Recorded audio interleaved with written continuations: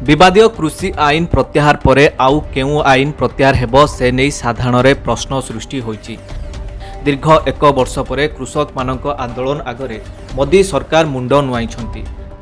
शेषरे प्रत्याहार होईछि कृषि आईन। सुप्रीम कोर्ट रे आंदोलनकारी को खलिस्तानी कहउथबा मोदी सरकार शुक्रवार एही आईन को प्रत्याहार करिछंती। आज मैं आपको पूरे देश को ये बताने आया हूं कि हमने 3 कृषि कानूनों को वापस लेने का, रिपील करने का निर्णय लिया है।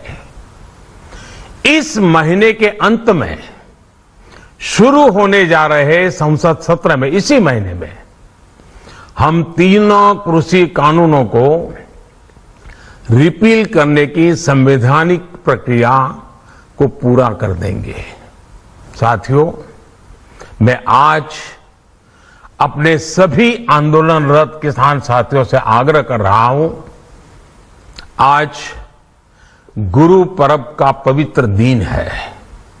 अब आप अपने अपने घर लौटे, अपने खेत में लौटे, अपने परिवार के बीच लौटे।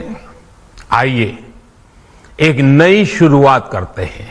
2014 रु 2019 साधारण निर्वाचन में विपुल जनादेश रे सरकार गढ़ी मोदी सरकार अनेक विवादीय आईन आनिछंती, जहाकु नेई मोदी सरकार को दृढ़ समालोचना सह विरोधर सम्मुखीन हेबाकु पड़िछि। मोदी विवादीय आईन मध्य 3 कृषि आईन व्यतीत रही नागरिकत्व आईन पक्षपात नीति। 2019 शेष भागरे मोदी हिंदू जातीयतावादी सरकार यही आईन को पार्लियामेंट रे अनुमोदन देइथिला। एथिरे पड़ोशी पाकिस्तान आसीथिबा शरणार्थी को बाद दिया जाइथिला। मोदी सरकार को भारतर धर्मनिरपेक्ष नीतिर उल्लंघन करुथुबा विरोधी समालोचना करथिले, जहाकु विरोध करी सारा देश रे विक्षोभ प्रतिवाद करा जाइथिला। एही आईन वास्तव में पक्षपातिता बोली जाति संघरे मध्य कुहा जाइछि। सेहिपरि अन्य एक विवादीय आईन आर्टिकल 370 रो उच्छेद। जम्मू काश्मीर रे शांति प्रतिष्ठा पाई धारा 370 को उच्छेद करथिले मोदी सरकार। अनुच्छेद 370 उच्छेद विरुद्ध रे तेजुथुबा आंदोलन को चपाइबा लगी बहु संख्यारे काश्मीर नेता को गृहबंदी करी रखा जाइथिला। किंतु धारा 370 उच्छेद जम्मू काश्मीर पाई वरदान हेबा बदल रे होईछि अभिशाप। 2 वर्ष धरी जम्मू काश्मीर रे परिस्थिति अत्यंत शोचनीय होई पड़िछि। आतंकवादी आक्रमण कमिबा बदल रे दिनकु दिन बढ़िछि। आतंकवादी आक्रमण रे अक्टोबर मासरे 12 जन साधारण नागरिक प्राण हराइछंती। गोटे मासरे एते संख्यारे प्राण हराइबा 2012 परठारु सर्वाधिक। तेबे मोदींकर सबुठु विवादीय निष्पत्ति थिला विमुद्रीकरण। 8 नवंबर 2016 की रात्रि को 12 बजे से वर्तमान में जारी 500 रुपए और 1000 रुपए के करेंसी नोट लीगल टेंडर नहीं रहेंगे, यानी ये मुद्राएं कानूनन अमान्य होगी।